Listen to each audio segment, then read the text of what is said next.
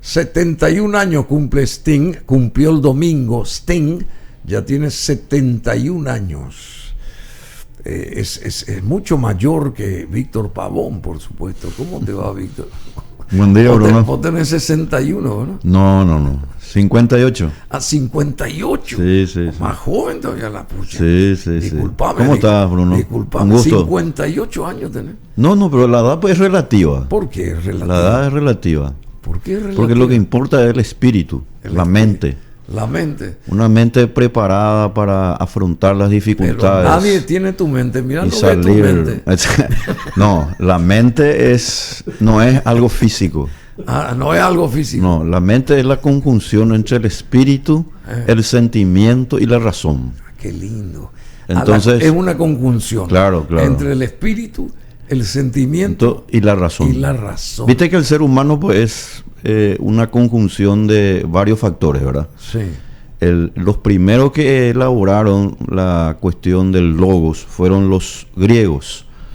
Y los griegos, al hablar del logos, lo que empezaron es a hurgar, a buscar la explicación del porqué de las cosas. El cómo. ¿Logos qué es? ¿Qué significa el logos? Es el conocimiento, la razón. Ah, claro. Ahora, previo a la razón existe la doxa. ¿Ah, sí? La doxa es el conocimiento sin una suerte de metodología, donde uno tiene una serie de versaciones, pero que no están consustanciadas con argumentos consistentes en la filosofía. Uno sabe más o menos, se ubica exactamente en el tiempo, pero no sabe con exactitud la raíz de cada uno de los temas. Exacto. En consecuencia, la doxa podríamos decir que es como el conocimiento vulgar, lo cual obviamente no deja de ser importante. Ahora, el conocimiento vulgar, para que pueda trascender, requiere de varios factores. Uno es de la filosofía en sí misma, que es la búsqueda de la verdad, y otra de la ciencia. La filosofía es la búsqueda de la verdad. Y la ciencia viene a ser una expresión precisamente en donde el hecho probatorio, es decir, la prueba guarda relación importante, desde luego, para que esa ciencia pueda expresarse. Siempre hay que tomar en cuenta también, Bruno, que todo conocimiento tiene lo que se denomina, está supeditado a la falsación. ¿Qué quiere decir eso? ¿Qué quiere decir eso? Que no puede estar supeditado al error. Al error, claro. Vamos a suponer que algo falso puede ser de repente. Claro, vamos a suponer que Isaac Newton se haya equivocado con el tema de la gravedad. Sabemos la historia, la anécdota, que se le cayó la manzana, ¿sí? Y la presión de la gravedad es 9,8 metros segundo al cuadrado. ¿Cómo es? 9,8 metros segundo al cuadrado es la presión de la gravedad. La presión. La presión es una fuerza sobre una superficie determinada. Y un avión, un Boeing de 2 pisos que está volando allá. Exactamente. ¿Cómo y eso no se explica, cae eso? Eso explica. ¿Sabe quién explicó eso? Aunque la gente de repente no crea. Eso lo explicó Arquímedes. Arquímedes explicó 2 cosas. ¿Por qué vuela un objeto? Y sobre todas las cosas, ¿por qué un barco, cuyo peso específico de luego es mayor que la densidad misma del agua, se hunde, puede flotar? ¿Y cómo el Titanic se hundió? Así mismo. Bueno, por eso son cuestiones aparte, ¿verdad?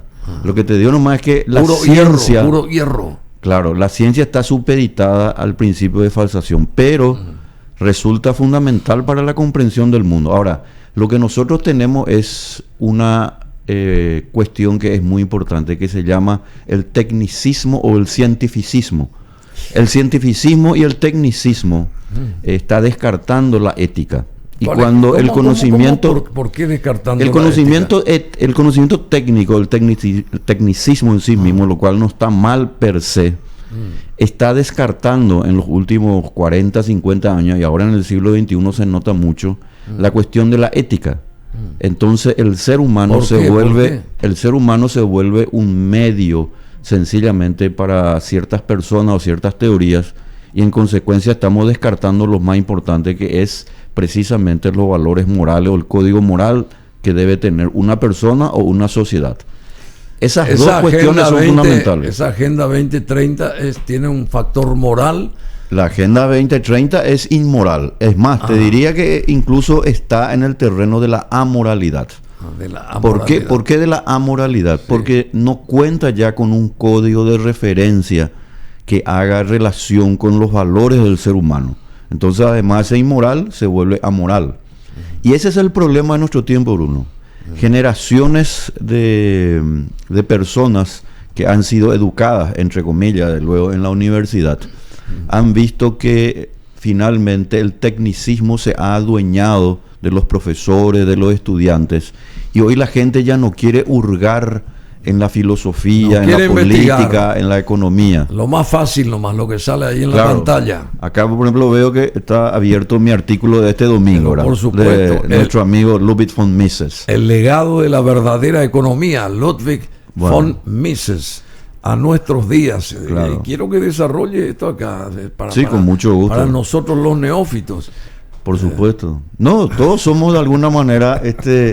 Vos sabés que lo que más importa en una persona es la honestidad intelectual. Sí. La honestidad intelectual es saber que yo siempre puedo aprender. Yo aprendo... El famoso... Yo aprendo solo sé que no sé nada. Así mismo. Eso es un principio de Sócrates. Solo sé que no sé nada. Sócrates pues hablaba del gnosis auton. Por eso viene la palabra obstetricia, que es la mayéutica. Sí. Significa dar a luz. Por eso viene la palabra obstetricia, la obstetra, ¿verdad? Y la mayéutica, decía Sócrates, es sacar a luz algo que estaba escondido. Pero para sacar a luz algo que estaba escondido, hay que, en primer lugar, tener algo muy importante, la motivación. Una persona que no está motivada no puede lograr su propósito, cualquiera sea, en este caso desde el conocimiento, porque va a tener intermitencias, o sea, va a hacer cuestiones que van a ser siempre o permanentemente interrumpidas por motivos que pueden ser, desde luego, muy importantes y todas muy válidas, ¿verdad? Como el trabajo, etcétera. ¿Cómo uno percibe esa motivación, digamos? ¿Cómo uno se motiva para X... por X razón o para X emprendimiento, digamos? Y nuevamente allí Sócrates apelando al gran maestro Sócrates. También Aristóteles en Politeia habla de eso. Es muy importante conocerse a sí mismo. Uno tiene que conocerse a uno mismo. ¿Hacia qué yo tiendo? ¿Qué me gusta? ¿Qué es lo que yo quiero transmitir? ¿Vos te conoces? Yo me conozco perfectamente. No del todo. ¿Por qué? ¿Por qué? Te voy a comentar una cosa. No del todo. No del todo. El ser humano en realidad... 58 años ya. No, y puede ser cuando me muera a los 59 o menos, no sabemos. No, te voy a explicar cómo funciona ese proceso. Es muy interesante porque Noam Chomsky, mucho. O sea que Noam Chomsky, el neurolingüista, hablaba mucho de esa cuestión. El proceso del lenguaje o de la expresión de las ideas devienen de un proceso de aprendizaje donde las neuronas tienen que hacer sinapsis. O sea, tiene que haber una relación entre la cuestión exógena, que es la motivación, y la expresión misma del conocimiento. Bueno, eso ya viene en realidad de Aristóteles. Sinapsis. Que no es sinopsis. Que no es sinopsis, exactamente. Hoy estás medio inspirado también. No, yo te sigo nomás vos. Si vos sos el maestro. No, lo que te iba a contestar nomás es cómo uno se motiva. La motivación es conocerse así a uno mismo, pero para poder conocerse hay varios factores. Uno es la lectura. 2 son los diálogos. 3 es la búsqueda permanente de la verdad. Y número 4, para que pueda haber motivación, tiene que haber siempre una dosis de talento. Pero el talento es una fuente también, no solo de inspiración, sino de transpiración. O sea, si yo quiero leer algo, aprender algo, de cualquier persona, aún la más humilde, porque mira que las personas más humildes a veces nos enseñan, pero esa persona humilde que no tiene un conocimiento, no puede aportarnos lo que otra persona podría darnos. Y eso requiere de algo fundamental. Esa motivación requiere de ese talento y del tiempo. Motivación, talento y tiempo. Y cuando se unen esos tres elementos... ¿Cómo es motivación? Talento y tiempo. tiempo. Todas estas cuestiones se construyen. Pero para construir hay un regulador, vamos a decir, que es transversal a estos tres elementos, que es la disciplina. Pero la disciplina no es la disciplina de la persona que tiene que estar constreñida a hacer algo. La disciplina es la regularidad de hacer algo de manera permanente, pero sin estar constreñida ni estar coercitivamente expresada en hacerlo, sino que lo hace porque le gusta. Y esa es la diferencia. Sí, es un apasionamiento. Claro, esa es la diferencia entre aquella persona que puede tener una inteligencia muy superior, que las hay, ¿verdad? Y otra persona que puede ser menos inteligente, pero esta última logra su propósito. Por esa disciplina. Por la disciplina, la motivación, el talento y el tiempo. Yo le conozco a personas, mira, a Bruno, es compañero, es compañera de la facultad, etcétera. Es muy cierto lo que decís. Personas pero brillantes. Yo creo que su CI debe estar ahí muy cercano, ¿verdad? Así como muchas personas tienen a la genialidad incluso. Pero no es suficiente eso. Primero hay que darse cuenta de que cada uno de nosotros tenemos que aprender de los demás. Número 2, tenemos que hurgar en la lectura. Y algo muy importante, siempre tenemos que tomar en cuenta a los grandes maestros. Los seres humanos nos paramos sobre los hombros de otras personas. Justamente Karl Popper en su libro La sociedad abierta y sus enemigos, y también Hayek en Camino de servidumbre, sostiene esa tesis. Nosotros nos paramos sobre los hombros de personas a quienes probablemente nunca conocimos, de hecho. Por ejemplo, en mi formación, yo hablo por mí, ¿verdad? No quiero compararme con nadie porque obviamente no me creo ni superior ni menor a cualquier persona. Solamente un ser humano que busca también la verdad. Yo no puedo descartar en mi formación a la Escuela Austríaca de Economía, a la Escuela de Salamanca, a la Escuela inglesa, a la escuela, obviamente, de los padres fundadores, por citar nomás, o la escuela republicana romana con Cicerón, o a la escuela griega romana de Epicteto, Séneca, porque de alguna manera influenciaron en mi persona, y al influenciar en mi persona, yo noto que mi versación, mi escasa o mucha versación, eso no hago acá yo halago ni nada por el estilo, está de alguna manera direccionada a eso. Al leerle, por ejemplo, yo tuve la oportunidad de leer in totum la obra de Karl Marx y de Engels. Y al leer Karl Marx, el Manifiesto Comunista y otros libros, ¿verdad?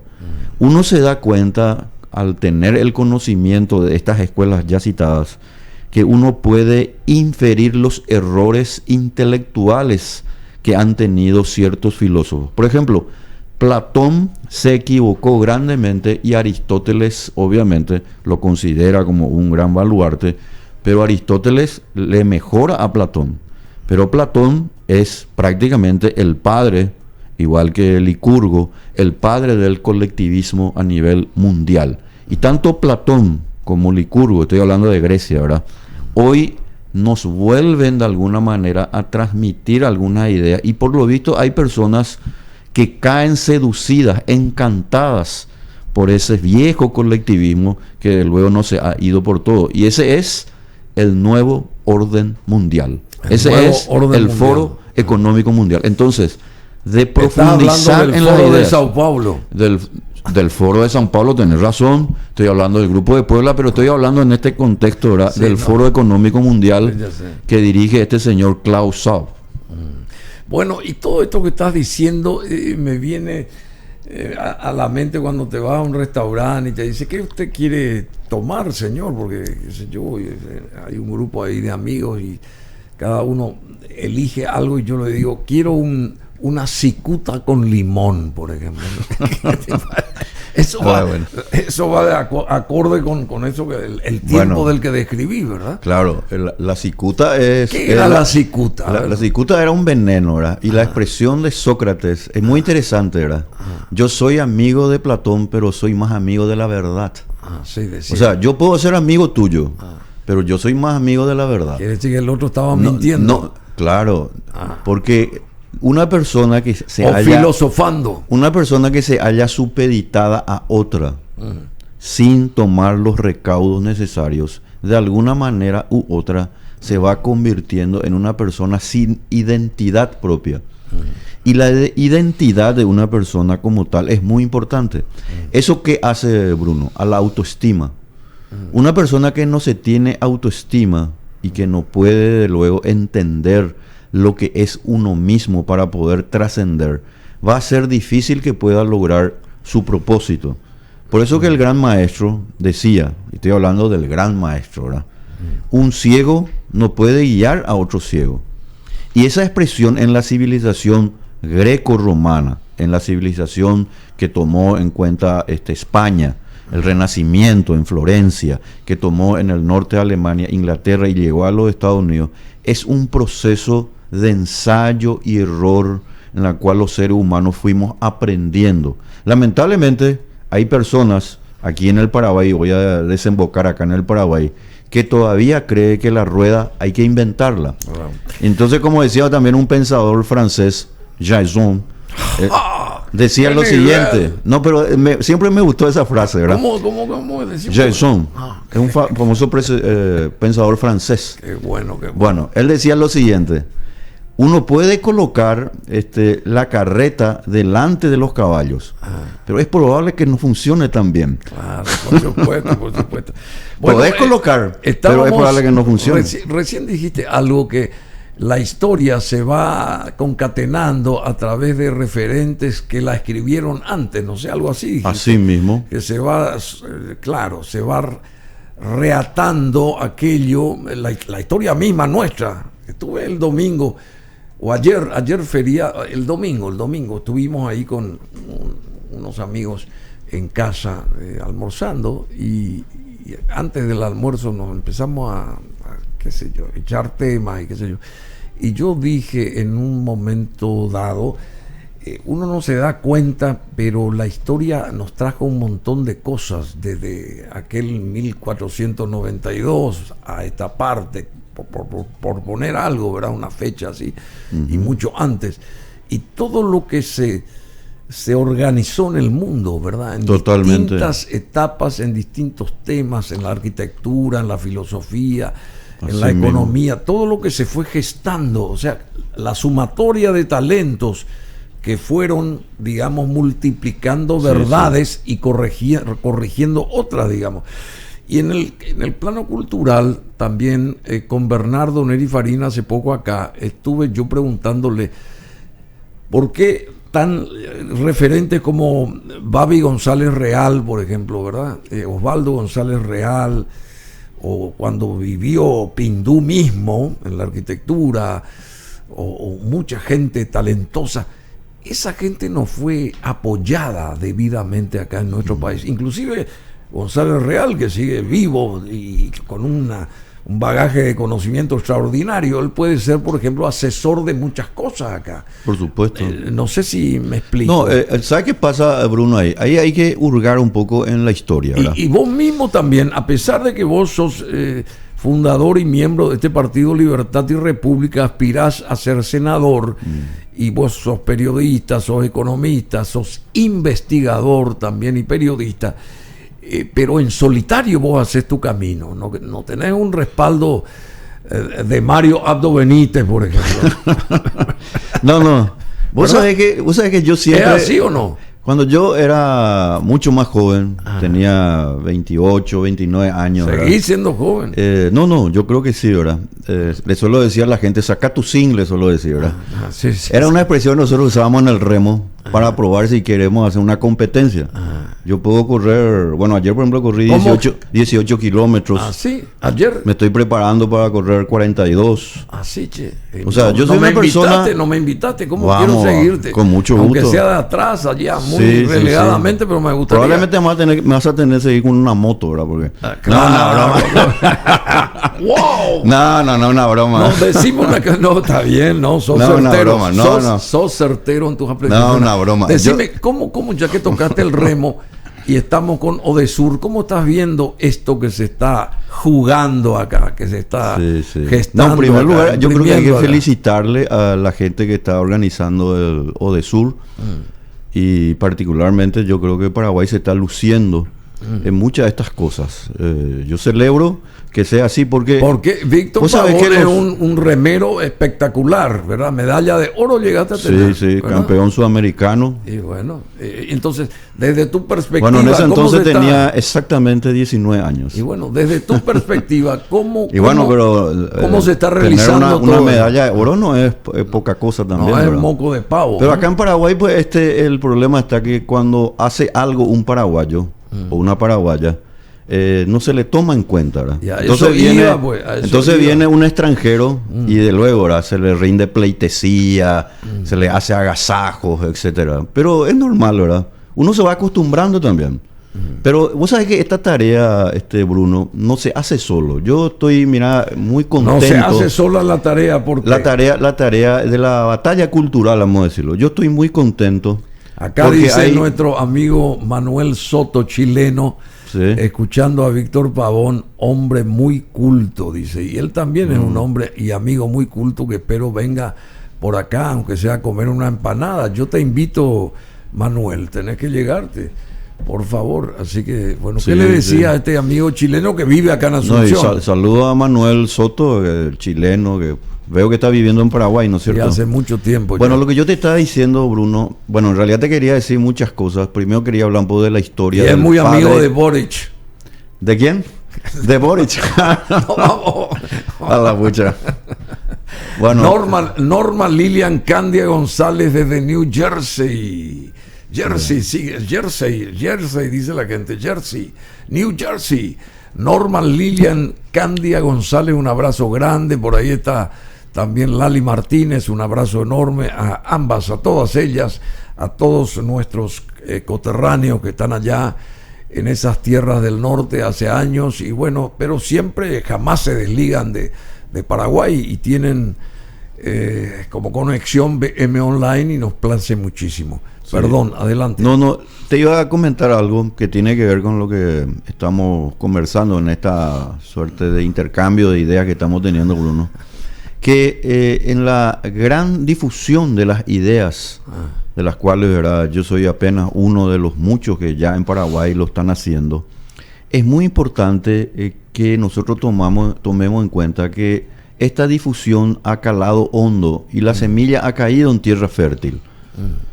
Vos sabés que a mí me complace y a veces uno, por supuesto, reflexiona si realmente esto vale la pena. Y yo nunca tuve duda, nunca me entró ningún tipo de duda sobre la necesidad de seguir promoviendo las ideas que tienen que ver con el orden social de la libertad. No porque yo lo haya hecho u otras personas lo hagan, sino que porque en particular para mí resulta gratificante que otras personas empiecen a involucrarse en esta cuestión. Decime, ¿vos no te sentís solo, no te sentís en solitario con esta campaña personal educativa? Porque vos educás, no solamente perseguís un curul en la política, que qué sé yo, que puede ser interesante, por supuesto, porque vas a tener la potestad de hablar ahí en el cenáculo ese, con las mentes tan brillantes. Pero tan brillante te refería entre comillas, ¿verdad? Porque... Claro, por supuesto. pero pero no me refiero a vos, me refiero a los otros que te tienen que escuchar a vos, las mentes brillantes que te tienen que escuchar. Decime, vos estás haciendo un trabajo en solitario encomiable. ¿Vos te das cuenta de eso y no te sentís solo de repente? No, de ninguna manera, Bruno. No, al contrario.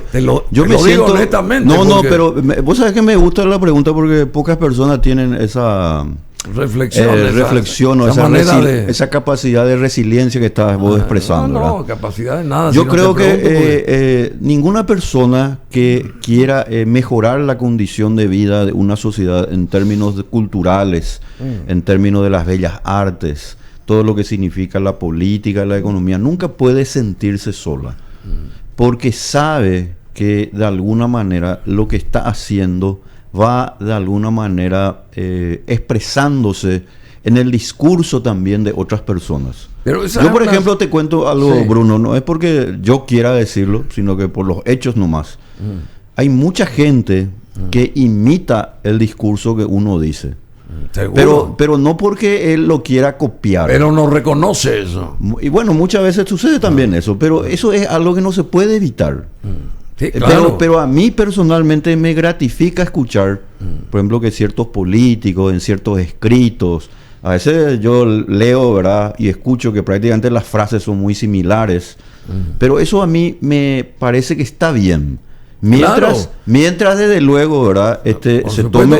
Se tome en cuenta que la dirección hacia donde nosotros queremos, no tenemos que desviarnos. Y el desvío es el problema. Por ejemplo, ¿por qué los liberales en un momento dado, me refiero a los liberales clásicos, se volvieron todos keynesianos?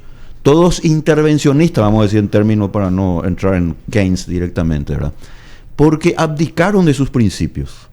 Y al abdicar de sus principios, el intervencionismo estatal empezó de alguna manera a calar hondo en la mente de esas personas y empezaron, en lugar de seguir con la prédica, empezaron a desviarse. Te doy nomás un ejemplo porque el artículo que escribí el domingo habla de eso, ¿verdad? Como personas que probablemente no fueron dadas, no le fueron dados su lugar correspondiente, como lo fueron von Mises y Hayek, por ejemplo, ¿verdad? Que en su momento realmente ellos libraron una batalla contra todo un sistema político, sistema académico, y no es fácil, porque yo me pongo en el lugar, por ejemplo, de Mises, Hayek y otros más, y no habrá sido fácil tener que, por ejemplo, expresar una serie de ideas en donde todos le decían que estaba equivocado. Por ejemplo, te cito, en Mises, en el año 1922, y ya Hayek también, pero Hayek después, cuando se convierte por la idea de Mises al liberalismo, Mises, por ejemplo, probó en términos del razonamiento lógico la imposibilidad del socialismo. Y eso, si uno analiza bien, y si se tuviera que eso traer a colación en el siglo XXI, eso tiene un valor extraordinario. Porque te puedes imaginar, Bruno, lo que se hubiera evitado si a Mises se le hubiera hecho caso en ese momento. Se hubieran evitado más de 100 millones de muertes. Se hubieran evitado el confinamiento, se hubieran evitado las tristezas y el dolor de miles de personas. ¿Por qué? Porque la idea que él estaba criticando tenía un error intelectual lógico. Y cuando hay un error intelectual lógico, y el error intelectual del razonamiento del socialismo es muy sencillo y te va a parecer hasta de sentido común. Y te cuento así, es así. Por supuesto, él lo desarrolla posteriormente. Pero la inferencia lógica es la siguiente. Donde no hay propiedad privada, no puede haber libertad. Donde no hay propiedad privada ni libertad, no hay precios. Y si no hay precios, no hay cálculo económico. Es decir, cuando las personas no pueden disponer de lo suyo y no pueden gozar y usar de lo que su talento, su capacidad tiene a través de su esfuerzo, su trabajo, en libertad, e intercambiar con otras personas lo que mejor le parezca según sus gustos, necesidades e incluso caprichos, yo no puedo establecer los niveles ni de producción ni de compras y ventas. ¿Por qué? Porque no existe propiedad privada. Bueno, esperemos que los brasileños y los ¿cómo se llama? Estos brasileños que están acá en Paraguay, brasiguayos, contemplen lo que estás diciendo y que, apoyándose en la teoría de von Mises, logren la victoria el 30 de octubre. Ese es un buen tema. Está tácito lo que digo, ¿verdad? Sí, ¿Se entiende lo que digo? Se entiende. ¿La victoria va a ser para quién? Yo me siento... ¿La victoria va a ser para quién? Tiene que ser para aquel que el pueblo decida. No, ya sé. Y el pueblo, yo estoy seguro, por la forma en que yo noto. Yo tengo varios primos en San Paulo, ¿verdad? Y estoy en permanente contacto con ellos.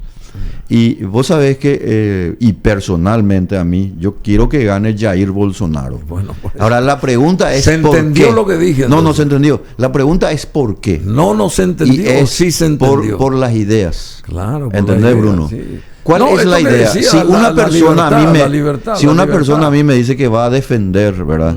el principio de la soberanía y va a defender lo que se denomina a la familia, la vida, va a reducir los impuestos. Yo tengo una suerte de simpatía con esa persona, pero mi simpatía está limitada. ¿Por qué motivo? Por el poder político. Porque el poder, Bruno, decía Lord Acton, el poder corrompe y el poder absoluto corrompe absolutamente. Está la simpatía por el diablo también. Puede haber por el diablo, puede haber por las cosas malas. De los Rolling Stones, el tema este. Porque ¿cuál es la causa del dolor? El deseo de los deleites. Sí. Eso decían Epicúreo y Séneca, ¿verdad? Todos los grandes pensadores. Pero la cuestión es que cuando una idea ha de alguna manera demostrado en los hechos que es la correcta para el bienestar de una persona y de las familias y al final de la sociedad, pues esa idea debe aplicarse. Es decir, la libertad funciona. Y si la libertad funciona, ¿por qué nosotros seguimos hacia el rumbo equivocado? Yo tengo mucho interés en Paraguay, Bruno, porque este es nuestro país. Aquí están nuestros compatriotas, aquí están las personas amigas y amigos. Este es un país que está todavía a tiempo de evitar lo peor.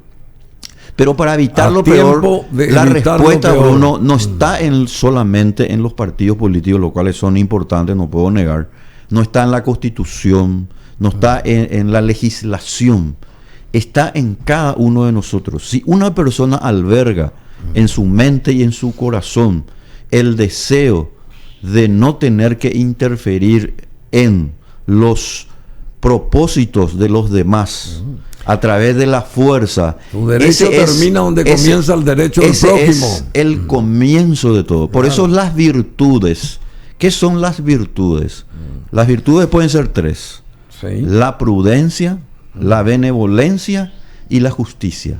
La prudencia, la benevolencia, que sería el querer ayudar a los demás, y la justicia. La prudencia es siempre darse cuenta de que nuestro actuar tiene que estar guiado por ciertos principios. Entonces yo voy a hacer algo, pero sabiendo de sus efectos. Entonces yo soy prudente. Y la persona prudente en lo que primero... ¿Qué es la prudencia?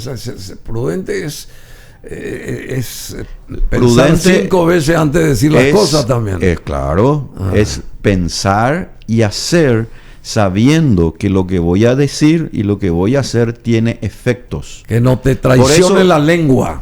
También. Por eso es que en la teoría de los sentimientos morales de Adam Smith, ¿verdad? Y el David Hume, que fue el profesor de Adam Smith, estaba implícita la teoría de lo que se llaman los acuerdos voluntarios.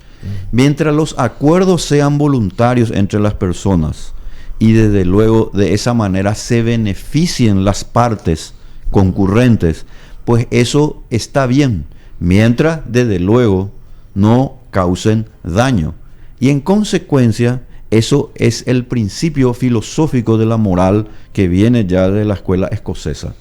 Desde ahí, cuando nosotros ingresamos, claro, la escuela escocesa de David Hume, Ferguson, Hutchinson, Smith, también fue parte de John Locke también. Bueno, cuando desde ese principio de la cooperación, en donde nosotros basamos nuestro principio moral en no dañar a otros y sobre todo en el principio de no agresión, nosotros ahí ingresamos a la sociedad política. Y al ingresar a la sociedad política, el principio se mantiene incólume. El principio no se puede cambiar.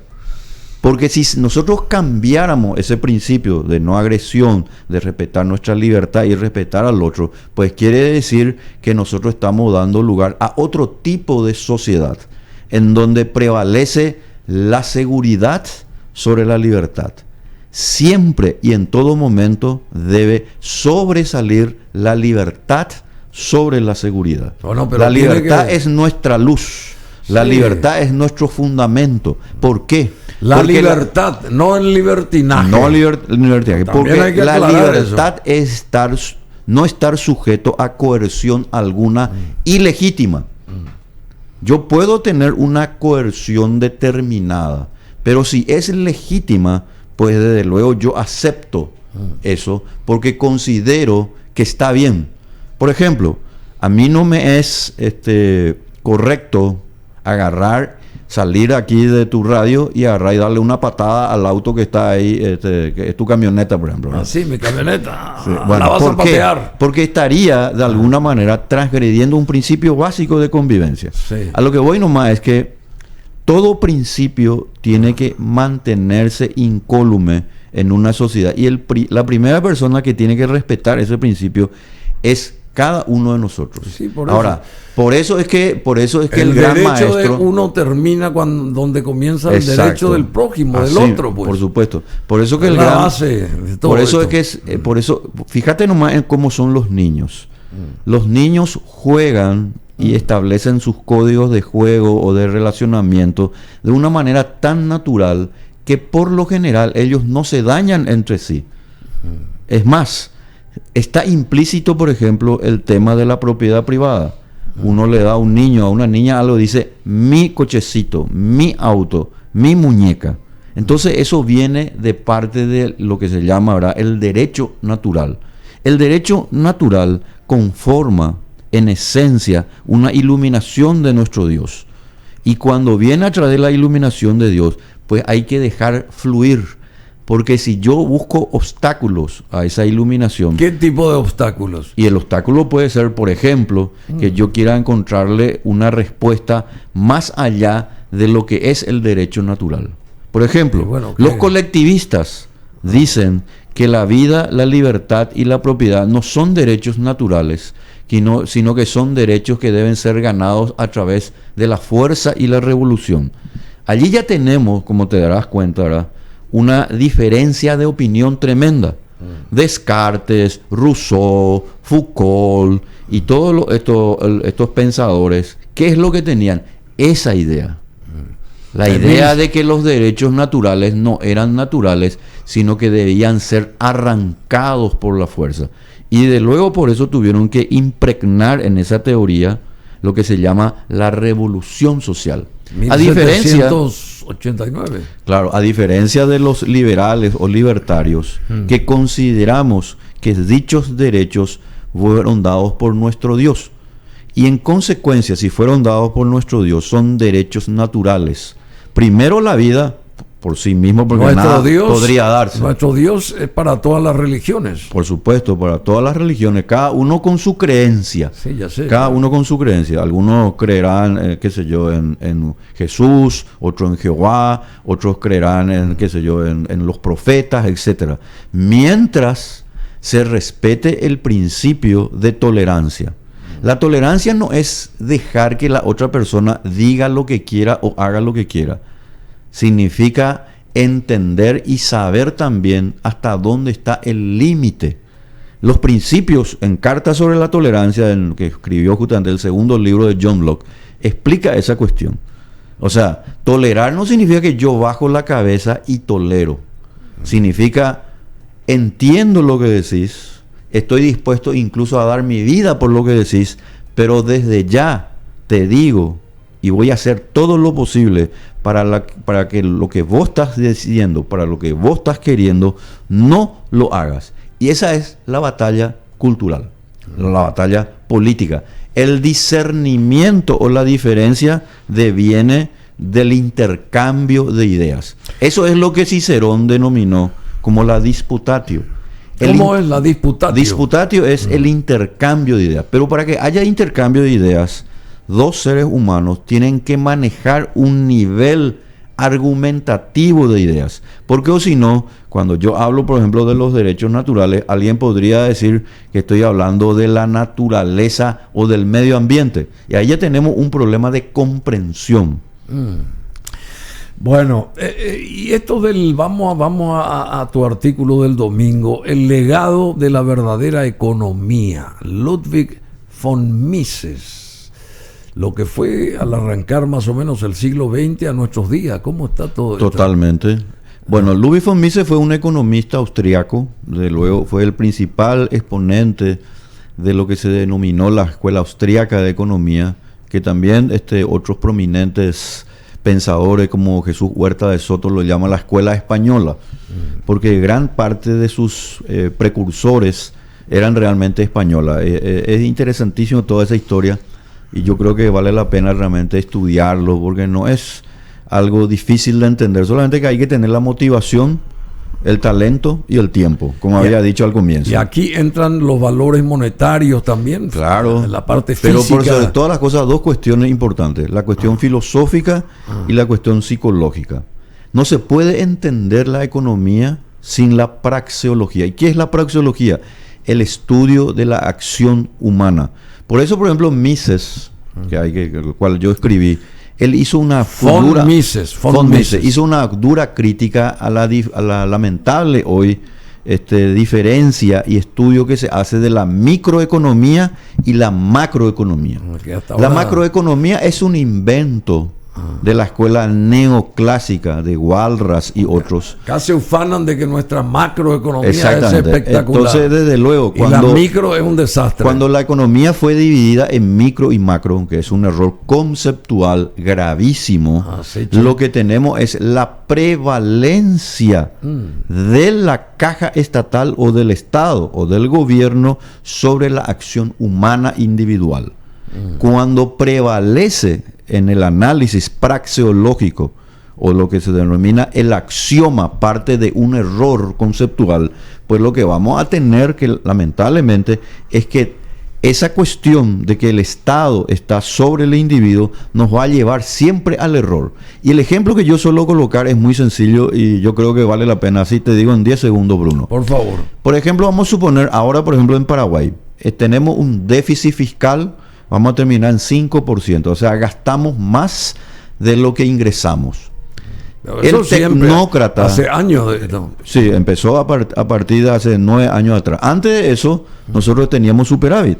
Bueno, cuando ocurre este déficit fiscal, el economista que no es economista, sino que se dice nomás economista, pero que no es, porque para ser economista hay que estudiar filosofía, derecho, psicología y otras ciencias.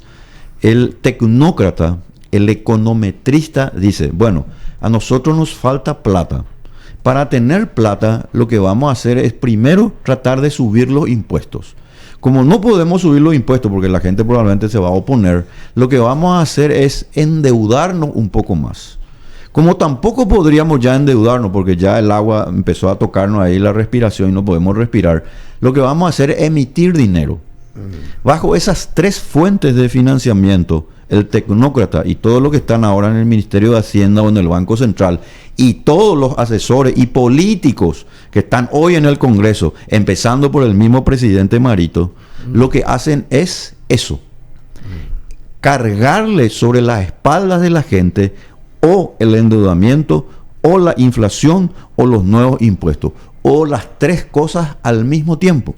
Cuando se unen las tres cosas, ahí tenemos lo que se denomina la tormenta perfecta. O sea, Paraguay se está yendo a una tormenta perfecta que nosotros tenemos que evitar. Pero para evitar ir a esa tormenta perfecta, que luego nos va a hacer mucho daño, previamente hay que conocer el otro camino. ¿Cuál es? El otro camino es el del liberalismo republicano, es del libertarianismo. Y para conocer ese, porque yo no puedo ofrecer el cinto también. No puedo ofrecer una propuesta diferente si previamente no conozco este otro de sus argumentos filosóficos, de sus argumentos psicológicos, políticos y económicos, porque sencillamente voy a estar diciendo algo que es como una cuestión de respuesta sin argumentos. Por ejemplo, la gente dice, hay que bajar los gastos rígidos. ¿Y por qué? Porque ya es demasiado. La respuesta no es que esté mal, pero carece de sustento argumentativo. El sustento argumentativo es que se olvida de una cuestión filosófica fundamental. El ser humano, el individuo en una sociedad, es el centro de lo que se denomina la organización social. De ahí tenemos que partir. Si nosotros no le damos la sobresalencia, le damos la prevalencia al ser humano como tal, dotado de derechos inalienables, siempre vamos a tener estos errores que se denominan de partir de premisas falsas. O sea, yo puedo hablar, Bruno, ser más sencillo. Yo puedo hablar 3 o 4 horas. Sí, puedo claro. escribir un libro de 1000 páginas, así como hizo... del dicho al hecho, mucho trecho. Pero si la premisa de la cual yo parto ya tiene un error, mi discurso de 3 horas o mi libro de 1000 o 1500 páginas va a tener un gran error porque la premisa es falsa. No sirve si de la nada, premisa es falsa, desde luego todo lo que viene después también es falso. Por el principio de lo accesorio sigue a lo principal. Bueno, muy bien lo que decís, que accesorio sigue a lo principal, claro. Y nosotros, ya que vos dominás este tema de la economía, de las finanzas, nosotros tenemos que ajustarnos el cinto acá. ¿Cuál va a ser el cambio que desde el punto de vista económico necesitamos hacer con suma urgencia? Porque acá se gasta y no se tiene, o sea, no entra lo que se gasta en demasía, o sea, no entra la cantidad de plata, pero se gasta mucho más de lo que entra, en síntesis, ¿verdad? Totalmente. ¿Y cómo se puede recomponer eso? Primero se requiere de varias cosas. El único partido, y lo digo con absoluta sinceridad y sin falsa modestia, el único partido que tiene propuestas concretas es el Partido Libertad y República. El partido más nuevo en la República del Paraguay y que siendo el más nuevo se va a presentar aún así a las elecciones de abril del año que viene. Es tu partido. Que es mi partido, es el partido de la gente, es el partido del pueblo, es el partido de las Libertad familias. y República, Partido Libertad y República. Bueno, ahí está la cuestión. Las propuestas son el resultado nuevamente de las ideas. Yo no puedo hablar solo de las propuestas si no conocemos las ideas. Bien preguntaste correctamente de Bruno, ¿qué vamos a hacer? Y se requiere 2 cosas en primer lugar. Conocer ese otro camino, hoy escondido, hoy lamentablemente sacado del lado de las enseñanzas. Bueno, ¿y cuál porque es ese en las camino, universidades, por ejemplo, te cuento, en las universidades, en los centros de estudios, ¿verdad? No se habla, por ejemplo, de la filosofía política de la libertad. No se habla de la escuela austríaca, no se habla de Karl Menger, de Mises, de Hayek y de otros grandes pensadores, porque desde luego todos estos pensadores, los cuales yo estoy citando, y la misma filosofía de la libertad es antisistema. Está en contra del sistema y es la única línea filosófica realmente que está en contra del estatismo y del globalismo. Bueno, ¿y cuál es esa diferencia? Decime así. Y se requiere en primer lugar en palabras sencillas nomás, ¿no? Primero se requiere liderazgo, que es muy importante, y otra cosa se requiere sacar de lado las ideas equivocadas. Número 1, ¿para qué se hizo el Estado? El Estado es una organización que requiere ser disminuido en sus funciones. Para disminuir sus funciones, ¿qué es lo que nosotros tenemos que tomar en cuenta? Un principio moral, que todo lo que yo pueda hacer no se entrometa en mi vida el Estado. Es decir, las personas de por sí pueden hacer mucho sin tener que pasar por trámites, regulaciones, leyes, ni nada que se le parezca. En consecuencia, ahí viene el comienzo de todo, del respeto del individuo. Y en consecuencia, todo lo que está de más hay que empezar a sacar. Por ejemplo, nosotros no podemos dejar de hacer la reforma, por ejemplo, en la caja previsional del IPS. ¿Por qué? Porque esa caja previsional se va a ir a la quiebra. ¿Y por qué se va a la quiebra? Y es muy sencillo. Porque esa caja, en lugar de justamente fortalecer los ingresos o los trabajadores que dan el 9% y el 16% que dan los empresarios, se va y se está despilfarrando en un sistema que se llama de reparto. Y el sistema de reparto significa que va toda una caja común y esa caja común se destina finalmente a la jubilación y a la salud. Y en consecuencia, por una cuestión de matemáticas, una cuestión de cálculo actuarial, eso sencillamente de aquí a 8, 9 años va a tener un inconveniente. Va a haber más gente que va a estar jubilada o que va a querer más salud y van a haber menos gente aportante. Por dar un ejemplo práctico. No, y también en el mundo municipal, En el mundo municipal vino una señora, esta presidenta del CIMUCA, salvando las distancias, a decir exactamente lo mismo.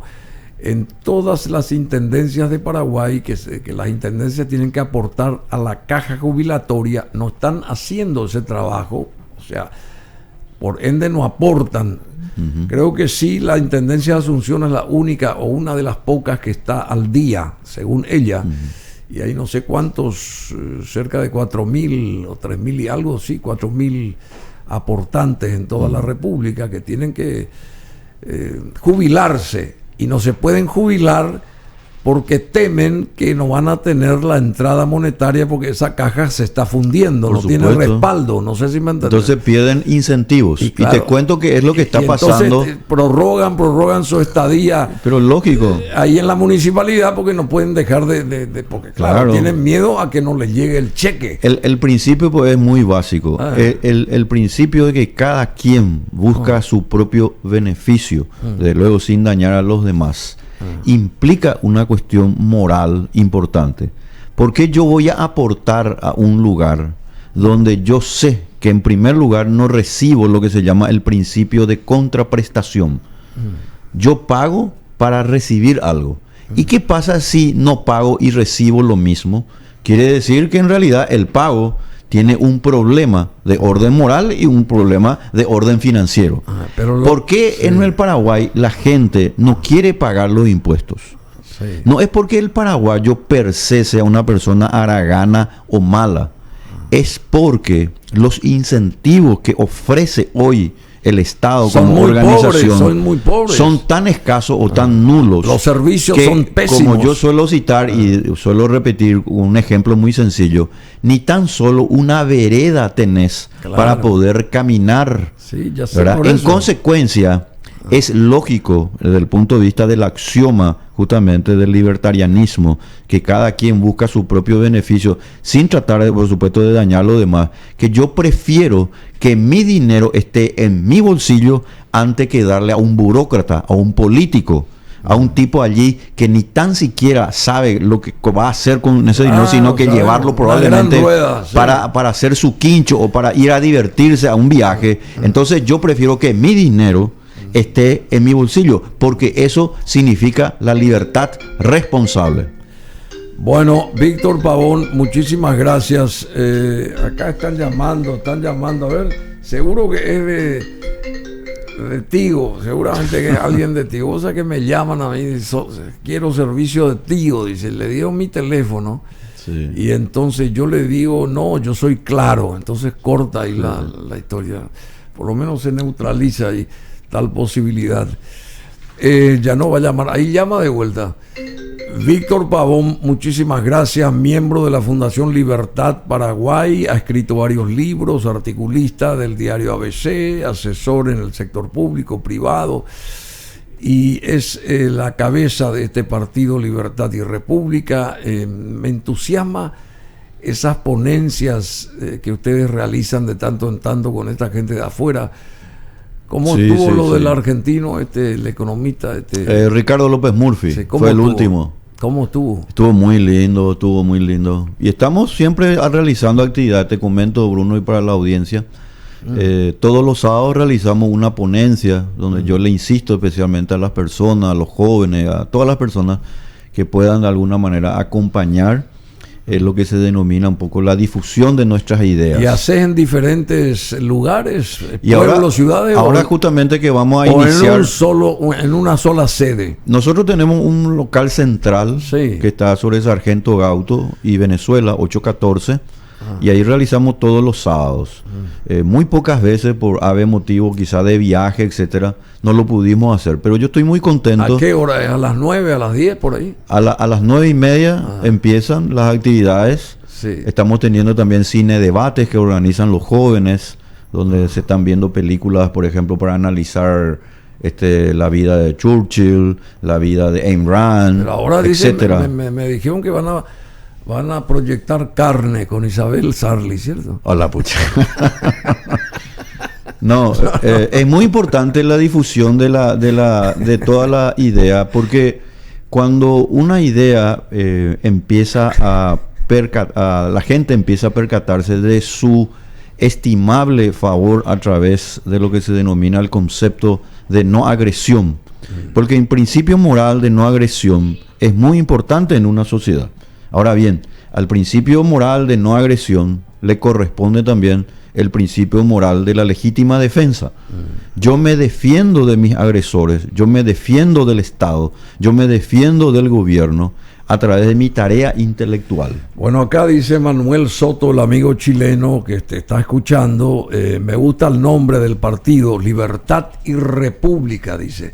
Muy Libertad bien. Y República. Te esperamos, Manuel, con mucho gusto. Sí, puede ser nuestro contacto ahí con gente de Chile, precisamente. Sí, que muy criteriosa también la gente de Chile. Sí. Así que un abrazo grande y 3 minutos de las 11. Tenemos que despedirte. Okay. Con mucho gusto, Bruno. Siempre es un gusto compartir contigo. Quizás la próxima vez podríamos hablar ya de las propuestas concretas que tenemos para salir de este estancamiento. Porque no te olvides, Bruno, que Paraguay va a ser el único país que va a tener un crecimiento prácticamente de 0 este año. Y yo suelo decir, yo personalmente por mi forma de ser siempre soy optimista. Es muy difícil que me veas pesimista. Pero nosotros, para ser optimistas, para crear las condiciones, tenemos que conocer ese otro camino. Nosotros estamos en un círculo vicioso de siempre y permanente estatismo, a lo que ahora se agregó el globalismo. Y ese es un camino de perdición, de pesimismo. Tenemos que salir de eso con optimismo, con fuerza, con fortaleza y siempre guiados por los principios que hacen a la moral y a la ética. Con Víctor Pavón vamos a conseguir todo eso. Próximo gracias, senador de la República a partir de abril del año entrante por el partido Libertad y República.